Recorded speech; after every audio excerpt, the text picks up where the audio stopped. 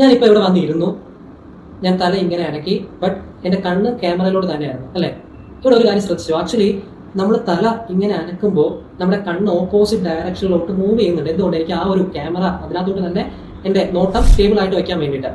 Guys stabilisation കണ്ടോ? ഇത് ഞാൻ പറയാൻ കാരണം, നമ്മൾ ആക്ച്വലി ചെവി കൊണ്ട് കേൾക്കുക മാത്രമല്ല ചെയ്യുന്നത്. ചെവി എന്ന് പറയുമ്പോൾ ആ ഒരു ലിറ്ററൽ മീനിങ് മാത്രം എടുക്കരുത്. നമ്മുടെ ചെവിനെ, നമ്മുടെ ഇയറിനെ 3 ഡിവൈഡ് ചെയ്തിട്ടുണ്ട്.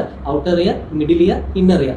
ഇന്നർ ഇയറിൽ 2 പ്രധാനപ്പെട്ട സ്ട്രക്ചേഴ്സ് ഉണ്ട്. ഒരു കൂട്ടം സ്ട്രക്ചേഴ്സ് വരുന്ന ശബ്ദങ്ങളെ അനലൈസും കാര്യങ്ങളൊക്കെ ചെയ്യാൻ വേണ്ടിയിട്ടുള്ള കുറച്ച് കാര്യങ്ങൾ ചെയ്യുന്നുണ്ട്. അറ്റ് ദ സെയിം ടൈം നമ്മുടെ പോസ്ചറൽ സ്റ്റെബിലിറ്റിക്ക് വേണ്ടിയിട്ട്, അതായത് നമ്മൾ ഇരിക്കുന്നു, നിൽക്കുന്നു, നടക്കുന്നു, കിടക്കുന്നു. ഓൾസോ ഗെയ്സ് സ്റ്റെബിലൈസേഷൻ, നമ്മളെ കണ്ണ്, നമുക്കൊരു വസ്തുവിനെ നേരെ നമ്മൾ മൂവ് ചെയ്യുകയാണെങ്കിലും ആ ഒരു വസ്തുവിനെ നമുക്ക് നോക്കാൻ പറ്റും, അല്ലെങ്കിൽ മൂവ് ചെയ്യുന്ന ഒരു വസ്തുവിനെ നമുക്ക് കറക്റ്റ് ആയിട്ട് ഫോക്കസ് ചെയ്യാൻ നമുക്ക് ഇങ്ങനെ നോക്കാൻ വേണ്ടിയിട്ട്. അപ്പൊ ഇതിനെല്ലാം സഹായിക്കുന്നതും ഈ ഒരു ഇന്നർ ഇയറിന്റെ അകത്തുള്ള മറ്റൊരു കൂട്ടം സ്ട്രക്ചേഴ്സ് ആണ്. ബാലൻസിങ്ങിന് വേണ്ടിയിട്ട് സഹായിക്കുന്ന കുറച്ച് സ്ട്രക്ചേഴ്സ് ആണ്. അപ്പം അതുകൊണ്ടാണ് നിങ്ങൾ ശ്രദ്ധിച്ചിട്ടുണ്ടായിരിക്കും, കേൾവി കുറവുള്ള മിക്ക ആളുകൾക്കും ബാലൻസിങ്ങിന്റെ ഇഷ്യൂസും കാണാം.